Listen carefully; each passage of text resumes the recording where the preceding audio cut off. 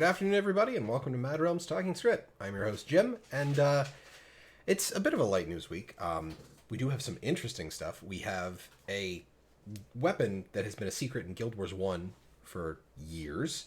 A Guild Wars 1 weapon is coming to Guild Wars 2, and we've got some gem card sales. But before we get to that, let's get to our fellow host for today.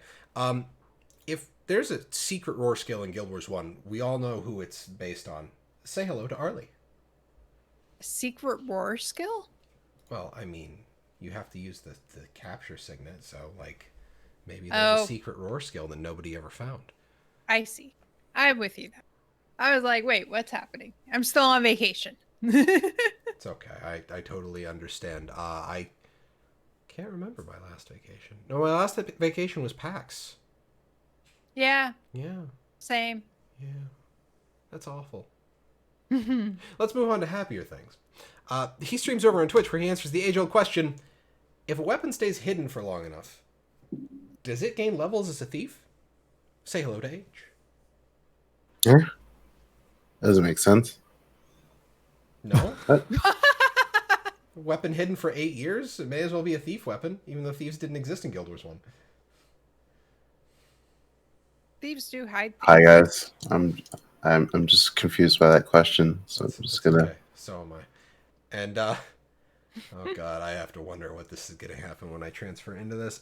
He's back from the depths of space, here to preach the old secrets of Guild Wars. It's the High Priest of Abaddon himself, Deo.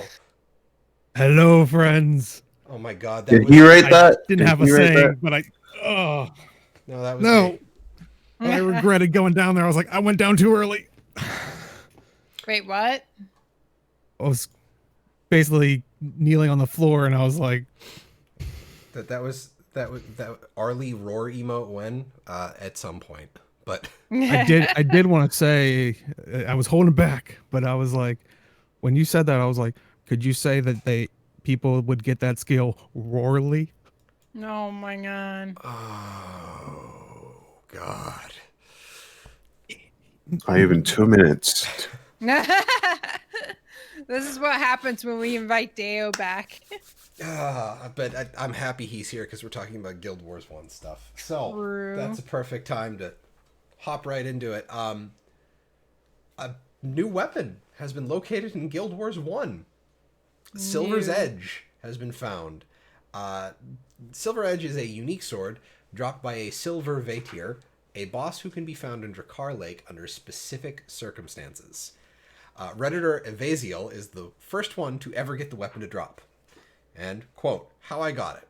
There's a spot where Kilroy spawns in Drakkar, near Sifhala.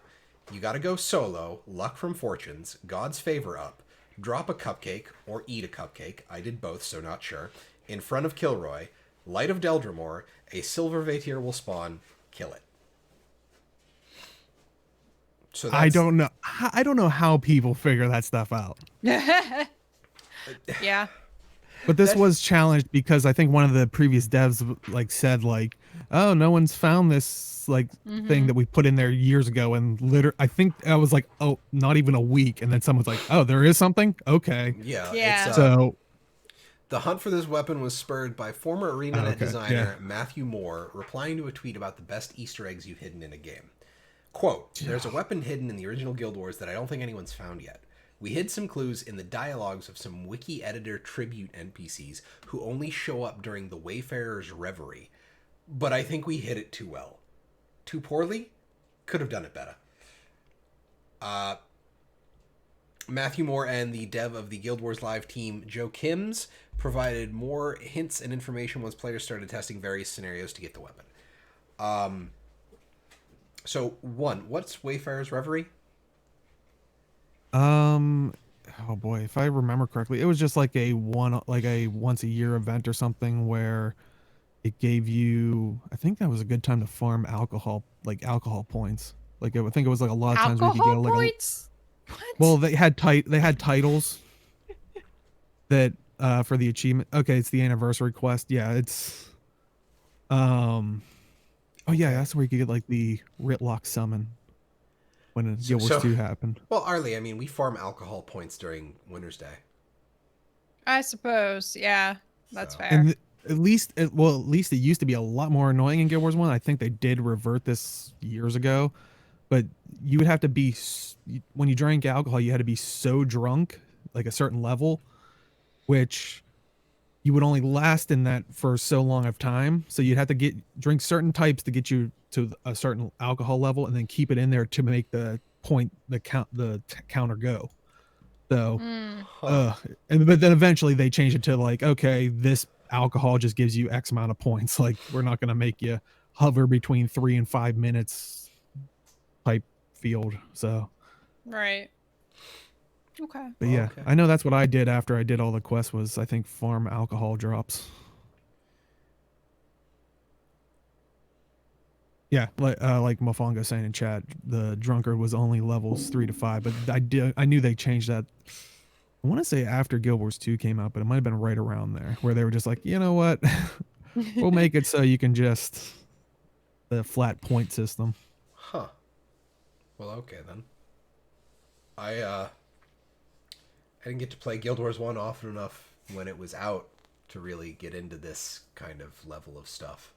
Well, it's still out. I mean, well, when it was, current content, really. But honestly, this is the kind of stuff that like you hear from like stories written about video games. This process, like you got to find a specific NPC spawn. You have to have specific buffs. You have to use specific items and summons a like hidden boss. This is like Ruby and Emerald weapon stuff from the US release of Final Fantasy VII. Oh, okay. Mm-hmm. Although you didn't have to do anything special to get Ruby and Emerald weapon to spawn, they just happened. But I want to say I think with Eye of the North there might have been a skill that did something with like being like if you had a character that was in that drunk state. I don't know about a whole build, but since Guild Wars 1 was also known as Build Wars, I would not be surprised.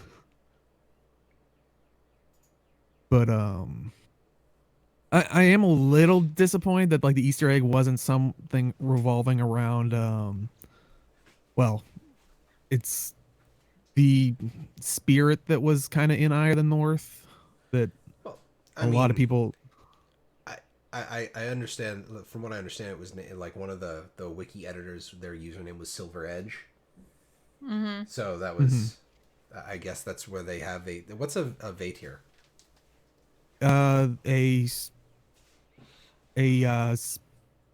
Like a almost like it looks like like a bipedal lizard thing, but it's like a ghost version of it, if I'm remembering correctly. A ghostly I want to say bipedal lizard.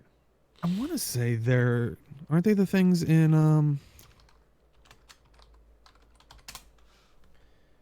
are they Tavik says a spectral bird thing. Oh yeah. Here there. I'm gonna grab. This is the spectral Vaetier, but okay, ghostly. the target of keg okay. farming until the July 11th, 2009 update.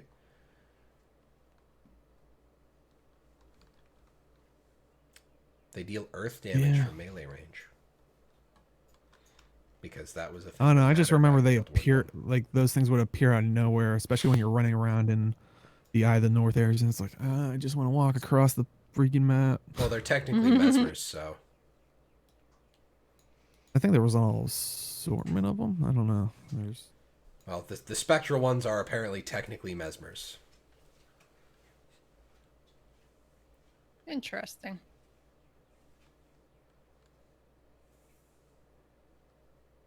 The article lied and about it a bit? The article well, what? the skin isn't unique. Okay. And sometimes you can see that if you're ever playing Guild Wars and looking at at least they used to on the wiki, like they would say if you wanted to, because there some of those weapons, the reason you would go after a green statted weapon, which is what these this one was, the Silver's Edge, was it would always be guaranteed as a perfect roll, which meant highest damage and required like for this one was a sword, so it was probably 9 swordsmanship. And whatever the weapon was, it would be the lowest possible end game stat, I guess. so you could have a better build. Okay. But that's usually why you would go after a green stat weapon, because it'd be perfect rolls on it every time instead of taking a numerically, risk. it was just better to go after something like this just because it was reliable. Yes, because Okay. you a lot of times if you go to some of those pages are like, you could get this by, finding this weapon and finding the perfect stat roll, this perfect stat roll, that. It's like, so yeah, you can try to farm from 4 different locations or one location, which if it came down to this, you might want to try the other 4 locations, because this seems Well, that Yeah. was complicated. the thing that 7-Bit's saying. I think he's talking about the there was a Kotaku article about it. I know Fenris dropped a link for it in our links aggregate. Yeah, Kotaku article.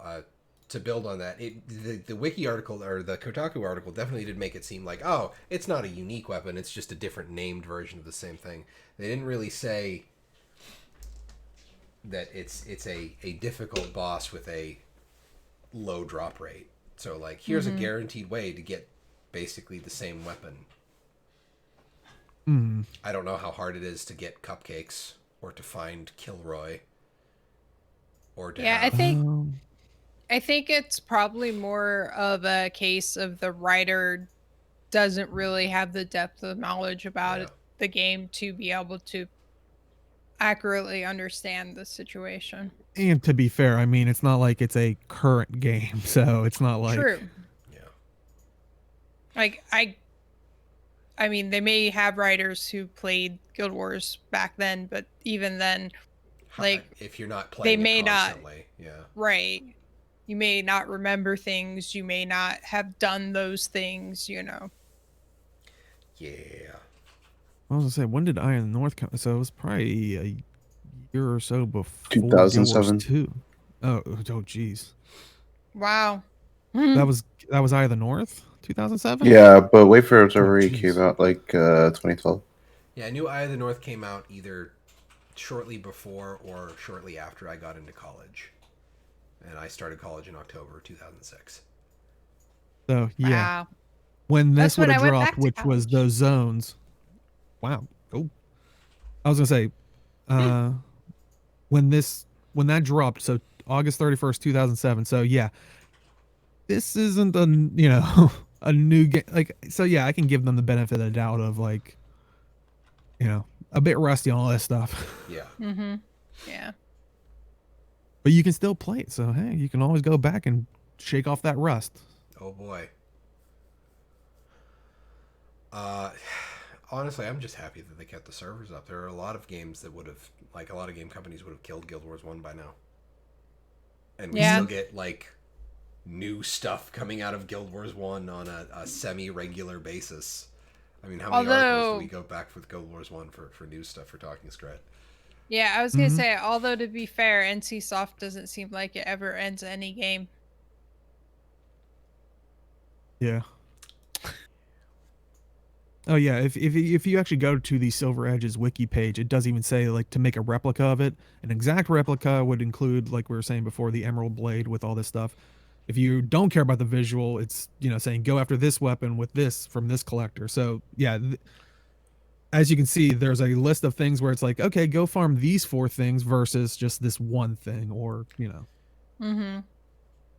So you need stuff from Lunar New Year. You need a birthday cupcake. You have to be the only person and favor of the gods. Favor of the gods means your like NA servers, Ocean or whatever the Region? Yeah, whatever the regions are. I forget how they're broken up again, but they have to win at PvP, so the gods are favoring them. So yeah, there's a lot of That's I mean, just looking at the stats on it, plus 15% damage, double adrenaline gain, and plus 30 health. That's bonkers for Guild Wars 1. Like, the 30 health alone is crazy from a single item. And I think that's the good thing about the game is, like, you see that's more like, because you could link a weapon in chat to be like, see, you had the bragging rights, but someone could just go out and make that, which you can see in the replica. So it's not like, oh well, they went and did all this, so now they're gods. Yeah.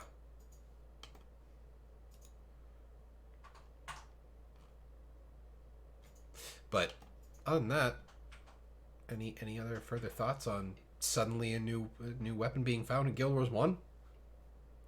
I mean, in general, looking at this whole show notes, there's a lot of Guild Wars 1 thematic things. I mean, come on, Arena, Abaddon. I'm just saying, bring back Abaddon.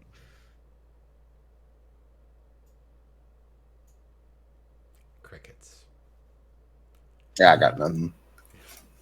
Honestly, stuff like this makes me wonder, like, What else? what else is like hidden, especially in something like Guild Wars 2 with like the discovery system for crafting. How easy would it be for devs to just kind of add stuff into Guild Wars 2 without us knowing it? Which obviously I was gonna we say, talked about before. Thinking of some of the devs over there, it's like, how many of them are grinning right now, reading all this stuff, going, "Oh, you have no idea what's in Guild Wars 2." Like, Oh, walk backwards into the Mystic Forge while eating veggie pizza, and you'll see what happens. Like, Right. but something that was added to Guild Wars 2 that wasn't very secretive is, something from Guild Wars 1. It's the Bone Dragon staff skin, which is now in the gemstore from Guild Wars 1. It's 600 gems, which is about par for the course for a weapon skin. It is a rare Guild Wars 1 weapon, which only drops from Fendi's chest after completing the Shards of Ore dungeon. So I'd have to defer to my Guild Wars 1 playing friends that I never got this. no, I didn't either. It looks cool. It does. It looks really cool. The glow is nice. It's a good way to remind us. God. Wow. I mean, I was gonna say, well, to be fair, I would say the dungeons in Guild Wars 2 or in Guild Wars 1 were more raid-like, but that doesn't help the situation either. I was gonna say, to be fair, fractals are dungeons, so that's, It's not the same, Arlie. It is actually the same. It's like getting actually- chicken tenders and then popcorn chicken. One's in smaller bite size, but they're basically the same thing. Stop making me want fried chicken. I'm trying to be good. Fried chicken. It's like I had to go get gas. I went to a Sheetz. I got outside of the car, and all I could smell was fried chicken. Oh God, yeah. But Well, honestly, it's I mean- really. Oh God. Well, I was gonna say, to be fair, the perk about the fried chicken that I mentioned, no bones, but I am dragging on about it. Oh gods and demons. God. Anyway, really cool staff, especially if you're, necro type. It's the red glow. I would imagine would be kind of hard to fit in with necromancer, considering all the green, because then you look like you're a Christmas necromancer. To build on 7-Bit's point about open world dungeons, and then we'll get back to the dragon staff. I really love the mini dungeons in Guild Wars 2, and I love the entire concept of that, and I want more of that. I mean, Like, and like desperately. chat saying it is much better than the Guild Wars 1 staff equivalent. I mean, I think they have different qualities. Like, I mean, of course, the Guild Wars 1 one, you can die, but I mean, I think different rendering engine. well, yeah, and I was gonna say, like, if I'm looking at the picture correctly, it's like it kind of looks more golden like in Guild Wars 2, which I don't know, it could really detract from your necro if you're trying to be more like naturally in Guild Wars 1 it was more white bone type thing. So it's like if you are going for that necro feel of it, depending on your look, but if you're going for the thematic, like, bones and everything, it's like, Why does yours have a gold bones? Like Well, okay, so the one in Guild Wars 1 didn't glow. So but it did have like what looked like a heart or maybe a liver in the middle of it. So there's that.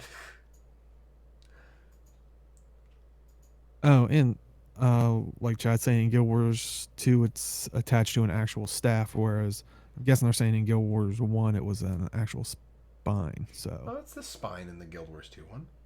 And well, then I it think transitions into a staff. whereas Yeah, like I pulled up the wiki link. I put it Yeah, in the chat. I'm looking at the picture. It transitions into a wooden staff from the spine at about the same place that it does in the Guild Wars 2 one. yeah. Guild Wars 2 one has more ribs.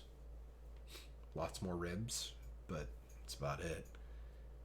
I mean, it's Guild Wars 1 rendering, so can we really Mhm. can we really complain entirely all that much about the graphics in Guild Wars 1? They're pretty much the same. It's, But how many cupcakes had to eat to get that? That's the real question. 600 gems worth of cupcakes. Wow. Ooh, that might be a good, depending on what bakery you go to, that might be a good amount. It might be even more. Well, we're not to that part yet. 800 gems is what, $10? Mm-hmm. Yeah. But I don't know if the staff looks cool. If you dig bone stuff, just go for it, because 600 gems isn't bad for a weapon skin. That's pretty standard of the gem store pricing. Yeah. There's some returning stuff to the gem store, the Exosuits mount pack, which I can recommend because I bought it. The Exosuit mounts are really solid. The Exemplar Attire outfit, the Mist Stranger outfit, the Crystal Savant outfit, and the Dark Monarch Skyscale skin, which is the pretty sparkle butterfly one, I think. Yes. So if you want the very pretty sparkle dragon, there you go. There's also the Dreamwalker weapons up on the auction house too. Oh, the Dreamwalker one. Oh, is that the new? That was the stuff that came out with the Black Lion just last week. That was the new ticket update. Yeah. I think so. You can just buy them, but yeah. Yeah. They're the ones that have like the stubby blades, and then they go out with the wispy. Like the magic weapon. Yeah. Those are cool. Yeah. Yeah, it's nifty stuff. I didn't grab any screenshots for that last week because I was in a hurry before we started the show. But you know. It was pretty neat looking though. But if I had thought about it, I could have grabbed the Dreamwalker ones for you. Happens. But anywho, any thoughts about the gem store offerings? Yay, gem store! I like the exo mounts though. I mean, that's the only mount skin I have. Yeah. I'll always harp over the Miss Stranger's outfit because I feel like they could have told a good story with that one. Oh, absolutely. Yeah. Yes. Oh, to make it like attainable in game and have a whole thing. Or it just, I agree with Age. It feels like, because it was an axe, a shield, and the outfit, right? Yeah. Like, it looked like it should have come out of a fractal. Like, there should have been a whole new fractal with an NPC. It was during the fractal release, I think. Because everyone was like, oh, Miss Stranger, this might be like the next story arc that they were doing after Arc. Yeah, I don't know. The outfit itself and just the character, it just seems like you could have a good story built around that. Like, just even outside in the world, you just, have like these random little portals popping up, and then like they usually do that foreshadowing stuff like that would be kind of cool. Well, I kind of miss that. It could have been exactly like dealing with the anomaly. Like, it could have been a side story like that. Right. I want to say, I think when this came out, we were like, because we were talking about, there's still that char in the Aether Blade char out there that says like 83 days from now, which we're well past that. Wow, I totally Where forgot he- about that. Exactly. Oh yeah, like chat saying, the time traveling. Yeah. Okay. But yeah, I think every time there's like a loose end of like something involving the mist, I'm like, it could involve him somehow. So, Well, I mean, there's still that kid out in what was it, the Shiver Peaks, looking for his parents. yeah, someone should tell him. There's a lot of Yeah. loose ends like that, but there's only so much they can develop. There's only so much they have Maybe time for. Aris is one of his parents. Like, just tie it all into Oh! one giant thing, and then people are gonna just enrage everybody at one time. They fell into the mist, got Came out of displaced in char. time. Yeah, like chat saying he's also in a weird time loop. So yeah, 83 days until what from when? Yeah, it's- Right. He doesn't know when he is, so maybe he's Yeah. not even sure when he is. But that's all I got for that. I know AG brought up the Mist Stranger, which I agree with you entirely. But to move on to the next topic, I have no witty transition for this because this is just a really simple news blurb. The Guild Wars 2 forums are getting upgraded starting April Again? 21st. Yeah, apparently. Starting April 21st, the official Guild Wars 2 forums will be in read-only mode while we implement new forum software.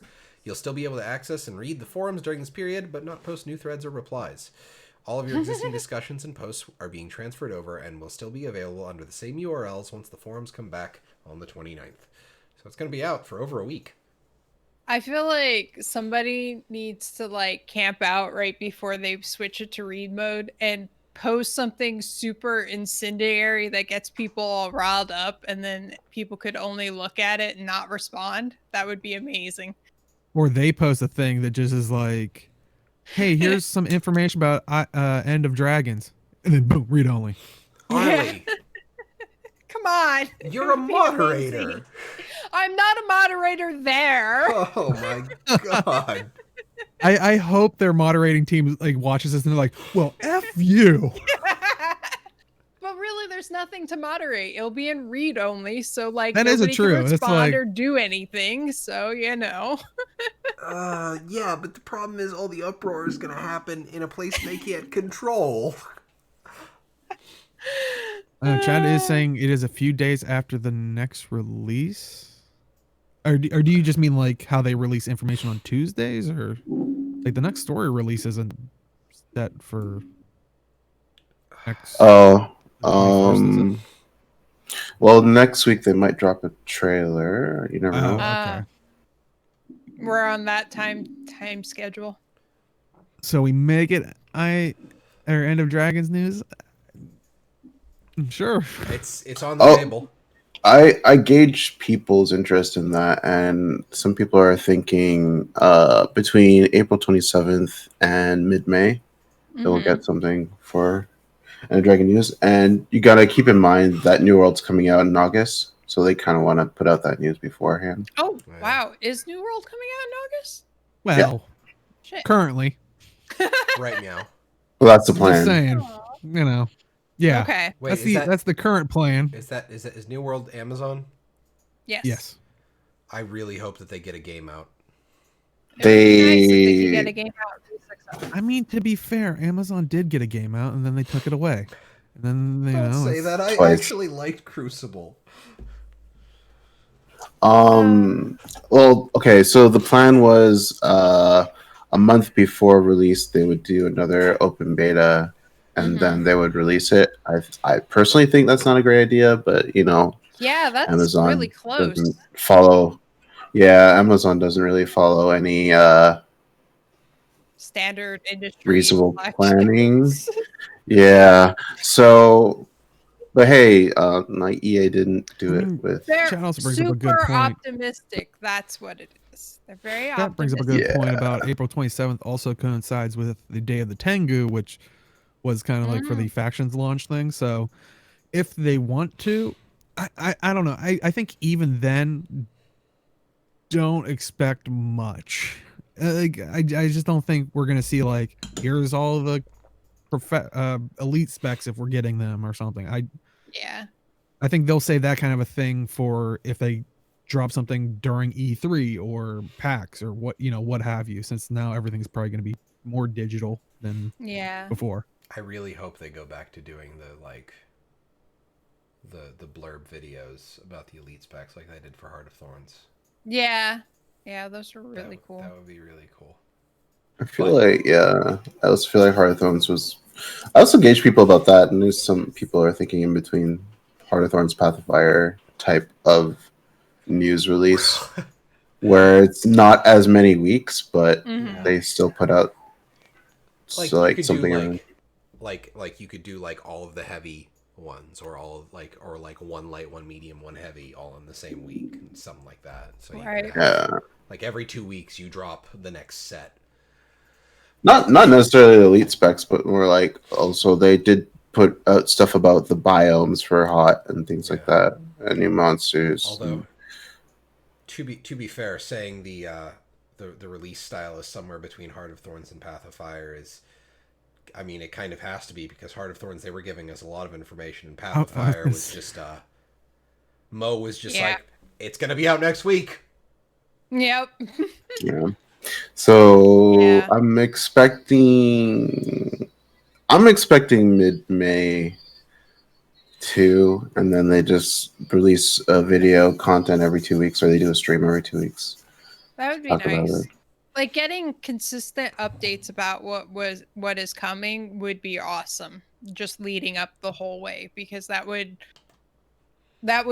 build sustainable and interesting hype without it being like overly hype. Because you don't want to go too long, because like either people lose interest, or alternatively people might overhype themselves. Yeah, I think it was okay with Heart of Thorns just because they did do the beta weekend thing like twice in between those.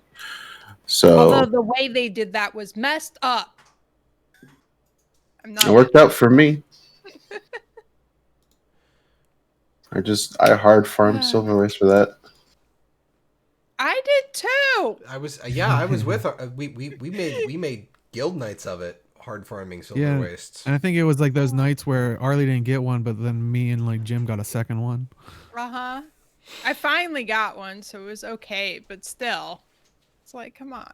Yeah, it's okay, Arlie. It'll be okay. Yeah. Anyways, we're talking a lot about End of Dragons, which we still have. Like, I find it funny that we went from forum software upgrade to End of Dragons release. Yeah. Well, because Arlie wants the moderators to cry. Be mean. Wow. I don't know. I personally don't use the forums anyway. So yeah. I was gonna say, I remember the last time they switched them over, I was really excited that we would get like good forums, and they're definitely better than what they were before, but I don't like using the forums as they are right now. Is it weird that I prefer talking to people on like a small scale about Guild Wars 2 and not on like forums where it's faceless people behind a screen name? The same with Reddit. Like, I don't. Like, it's just every time I go to Reddit, like there's somebody who's talking about something in a positive light, and then there's just like 8 people shitting on them for it, and it's just I mean, chat. I understand your point of it would be nice if they made the forums read-only permanent. I think that's just called the blog posts. Yeah, I was gonna say that's not really a forum. It's a blog, yeah. Well, no, it would be forums to ArenaNet. Yeah, true. So I don't know. I just feel like it. Personally, I just don't feel like it's useful to post anything on there, even if it's for feedback. At this point, I don't feel like I have seen and have participated in Balance Talk only for them to just continue what they're doing anyway. So it's like, it's like you'll find out 6 months later that it was a good bad decision or a bad decision. It's usually a bad decision. But anyway, that's my 2 cents. I want to just respond to 7-Bit. Like, I feel like a lot of games movement towards Reddit and Discord game servers is overall a negative one, because I feel like forums can occupy a space that isn't really good, isn't filled well with Discord or Reddit. so they have to be done in a specific way that makes it work well. But like, for an example, like with World of Warcraft, one of the things that kind of sucks right now is that finding class guides, there's websites that have it, but there's no real forum to discuss that and get into it. And they have the Discord servers, but it's not exactly the same thing, because like you have the chat history, but there's so much of everything that going back and reading the conversations about those specs can get lost. And that's something I wish that they would find a way to implement with their forums and really leverage what a forum does well better. Yeah. That's my Also, soapbox. also the other problem, and I think we talked about this with, I mean, during pre-show, after shows, like way back, was kind of from a content creator standpoint of like, you know, and I've said this in the past, is like putting your own stuff on like a website or having it yourself versus, you know, when people complain it's on YouTube and they did something to me, it's like, well, no, you're using their platform.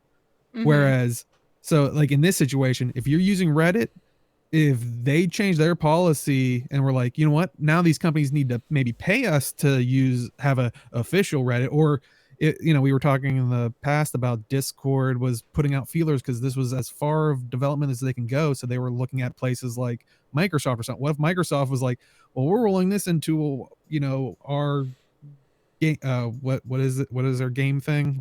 I know it's the Xbox, but I'm not that old. But what's The Game their Pass. game? Yeah, what if they roll into the Game Pass and we're like, you know, if Oh, you're you get not like part of our a Game free. Pass games, you might have to pay us to use, like, you know, you're using their platform, so you're at the mercy of them versus if there was their own forums. I don't think they do that because that would just be suicide for the platform. Mhm. Yeah, But Microsoft I can hasn't see them done that doing to their own products. well. That I'm like, regardless of Skype, or other products. Are we moving to Mixer Um, anytime soon? Mixer was an attempt to get into the space that they feel it wasn't worth the investment, and I do agree with that because the platform doesn't have the audience. YouTube gets away with it because they have the audience. Twitch gets away with it because they were literally one of the first ones to pioneer it. Facebook gaming has the audience because it's Facebook. They just need Right. to pull people in. Microsoft, not really. They don't really have that. So that's why I think Mixer failed. But that's irregardless of where I was going. Yes. Where I was going was that if Discord is bought by Microsoft, they're probably going to pair it with the Game Pass, like they're doing with literally everything else. And then, like, if you have a Discord subscription or if you have Xbox subscription, you get like the Discord one or vice versa. You know, I think they do that more than just like, hey, you need to have a sub to use Discord. So Yeah.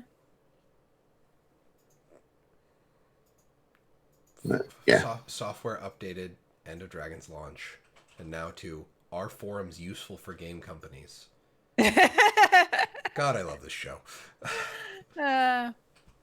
It's great. Well, also, like, dovetailing into what Age was saying, like, it becomes problematic when, like, a small group of people are in control of where everybody talks about a thing. So, like, Discord issues, you know, Discord could just, you know, go sell to Microsoft and then everything changed and it becomes useless, you know, like that is problematic in its own way. Like I think there is value in having a forum or something that is run by the game company, because they don't have to, the community doesn't have to worry about losing that space. Now there is issues, of course, because some companies, the way they run their forums are terrible. And unfortunately, a lot of the problem is there's some transparency that is necessary, you need to have, but there's some transparency you just can't have for a lot of reasons. But you know, there's a balance, and like having all of the community on something that can just disappear overnight Like, yeah, it probably won't, but it could, and that would really screw over a lot for the community if it did. Yeah. Yeah. Cause yeah, it's kind of like, you know, like bouncing off what Arlie's saying is like, and that's why I was stressing is like, you know, we're worried that the forums might go away at a drop of a hat. It's like, well, that's ArenaNet's decision, but guess what? If they would migrate to a Discord or a Reddit, it's no longer their decision of if it could, you know, Yeah. change like that at the moment. So it's like, And that's honestly, I laugh. You're all talking about people migrating to Discord. I'm pretty sure I killed the Paladin community single-handedly on MMO Champion. But that's mostly because the people I drove away. Yes, it's your fault. Oh no, I 100% think that I'm the reason most of the end game Paladin theory crafters left MMO Champion because they were all shit talking assholes. Yeah. So a mod steps in and actually starts being like, you can't do that. You can't do that. Well, and they effed off and made their own Discord. yeah, I was gonna say I think that was more of a because it's not just in that case it's not just the Paladin forums. All the forums are like that. You know, all the class forums. So they've switched to Discord, which has its up and downs. Yeah. Uh, Archival on Discord is awful. Like, you can pin stuff, but then if you have 80 million pins, like... yeah. I was gonna say, Chad, I mean, I don't know, Discord's not public trade. I was gonna say, is that information out there? Because I have run into a lot of communities and a lot of people, I think kind of like what Arlie was saying, that use the Discord Nitro, but also, you know, I would be curious. I wouldn't be surprised if the numbers are closer. I wouldn't be surprised, and I wouldn't be surprised if it does lean more towards companies because they probably would utilize it more. But I would imagine that number would probably be closer than most people think. Well, I mean, like, I know I have Discord Nitro completely because I want to use my bear emojis in other servers. Like, Priorities. I know that's completely frivolous and a lot of people are like, that's stupid, but like literally that is what it boils down to. Krista wanted to post a video to a group chat of friends that we have because we have Magni training on a little doggy wheelchair. And she couldn't post the video because the file size was too big. And our one friend is just like, tell her to check her DMs because she was giving the dog his PT and his massage. And she's like, oh, okay. She gifted Krista Nitro so she could post the file. So, and there's, you know, him running, like I'm walking next to him and he's running towards the camera because we have chicken for him. Aww. He wants chicken. But that's adorable. But I have no idea how to pivot from Discord into the next topic because this is feeling I mean, wouldn't it be great if you could save on Discord Nitro, like maybe a discount of some sorts, like some other things? See, this is what I was trying to get you to it. You did it. I'm trying to get you to it. You got us there, Deo. You got us because there's a sale on gem cards in Latin America. Blog post. We are partnering with Level Up to offer a 20% discount on 2,000 gem Guild Wars 2 digital gem cards in select countries in Latin America. I'm gonna go ahead and grab the link. That's countryist. Rawr. Well, I was gonna say, wasn't there one like a month or so ago that was like U.S. only or something? So it's like kudos to them because I swore there was one recently that was like the U.S. or something. So, and I know that's always the big complaint is like, especially when there's like competitions or something. It's like you always see, oh, it's clearly U.S. only or this or that. It's like, so, you know, kudos for them to figuring out how to do things outside of just the U.S. and maybe you know Europe and stuff Parts like that. Of Canada. Yes. Not where age is. Sadly. Okay, yeah, that's what I was thinking of, the U.S. only Amazon sale. I swore there was one. Yeah. But April 21st to 25th is Brazil, and then 28th to May 5th is Argentina, Chile, Colombia, Mexico, and Peru. Ooh. So, I mean, I don't know if you need a VPN to get in on this, but you need to be able to convert your money into the proper currency. There's links to the purchase sites on the blog post if you want to try and go in for this, but I don't know if those are tied to the. I don't know if there's Your location. a location. Like I don't if know the if code there's a is- server located there. Yeah. I don't know how the Well, and server's honestly, kind of like what Chad is saying is like, you know, because that's usually always the complaint is when they see the U.S. one, it's like, oh, what about, you know, I live here. It's like, I felt like that's one reason why we need to talk about it is like, you know, Mhm. look, they're looking happens. into it. Yeah. Yeah, they're trust me, that we said this in the past, they're a company. They're not sitting there going, man, we just don't want to make money from people in, you know, Brazil or Argentina. They would love to take your money. It's Mhm. just Mhm. there's legal reasons that they Yep. can't. Yep. Yep. They want your money. They just have to do Yeah. it the right way.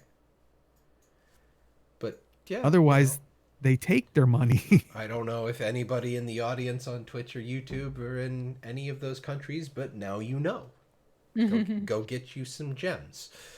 Yay. Mhm. Because, you know, it's interesting to think about, you know, the fact that there are people from across the...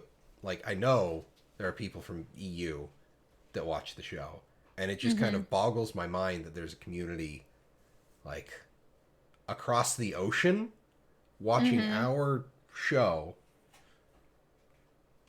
Kind of throws me off, but, you know... I can only apologize. Yeah, we're sorry. To quote Drawfee, we're sorry. But it's great to have a community, so that brings us to Community Corner, which this is going to be the third time we're talking about this, but that's just because it's a big old deal. It is the Gamers Giving Back Multiple Sclerosis Toga Party. Woo. Toga Party, it's starting April 21st. NA is 12 p.m. CDT. EU, it's 7 p.m. CEST. There's the stuff. I keep talking about Malcolmist's art for it. It looks good. It's fantastic. So I really don't have much more to say about it because we've been talking about it for 3 weeks. And on top of that, we've been talking about it for however many years because, you know, they do it yearly. I mean, it's a great place, or it's a great event. I mean, it's even a great event maybe if you're a new player to meet, you know, maybe find a People. guild there, or if you're an old player, you know, veteran player, you know. I kind of want to go back and retweet Age's tweet at ArenaNet. Yeah, I don't know. Yeah, they might do it next What week. did you never know. say? The moderators are already mad at us because of Arlie's comments. What did you say? What? I asked them if they could make a limited time outfit that they would put in the gemstore for the duration of the event, and then the Oh. profits can go That would be to the cool. cause. But yeah. Yeah. A toga. But I think that would be really cool. And it's not like they don't have a history of doing that. I mean, Pink Day in LA is the reason why you can just buy pink dye in Guild Wars 1. Mm-hmm. So that would just be really nifty.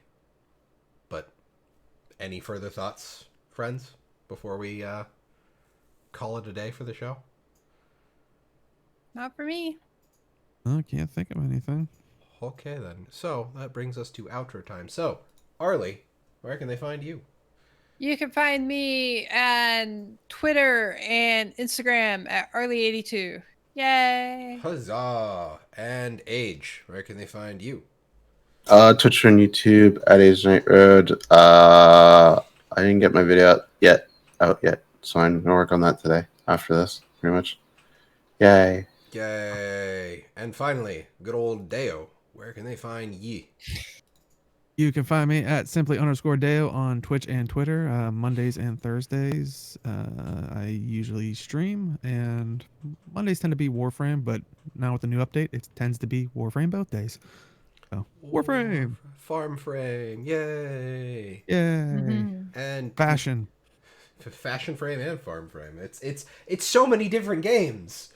I know. I have put Guild Wars 2 on the back burner, moving from Fashion Wars to Fashion Frame. I have a type. There's not a lot of there's a lot of frame, not a lot of war going on, from what I understand. But loads of fashion. Oh, yeah, there's nothing Oh, wrong with my. that. And you can find my dumb self every Tuesday playing games with these fine fellows and other folks for our group game shenanigans on Tuesday nights, where I don't know what we're gonna be doing. It's been a bit of Minecraft, and other Get things. Malthanis through the story. Okay, fine. If we wanna do that, I will gladly play the story with you on Tuesday if you want to support me through that, and then we can do like all of the dragon response missions. Awesome. And then I can finally actually have an opinion on the dragon response missions. Okay? Does that sound good? Yay. Cool. Okay, and then Thursdays is 0 to Hero, which is normally a PvP night. I said I was going to get back into Guild Wars 2 PvP this past week, and I lied. Aww. I just was not in the mood for it, so I tried to play Warhammer 40k Dawn of War 2, the game mode that I talked at great length about on Tuesday's stream, the PV Horde, the Last Stand scenario, and I can't find matchmaking for it because the game is old. Aww.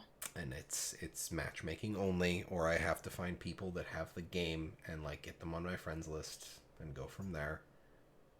But that's a lot of extra effort on that. So maybe I can do that. I don't know. Or I can record stuff and talk about it and then go from there. But that's neither here nor there. And then next week is more talking Skritt. Actually, I will not be here next Saturday because my mother-in-law is coming down to visit and we are going to a conservatory. Get her on the show. Oh.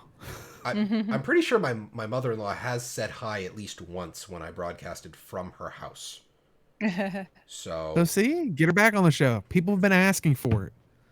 One person. I just been deleting the comments because I was jealous. Right. But people have been asking, so get her on the show. Anyhow, that's it for today's show. Ladies and gentlemen, you all have a fantastic evening, and we will catch you all next time. Night, everybody. Bye.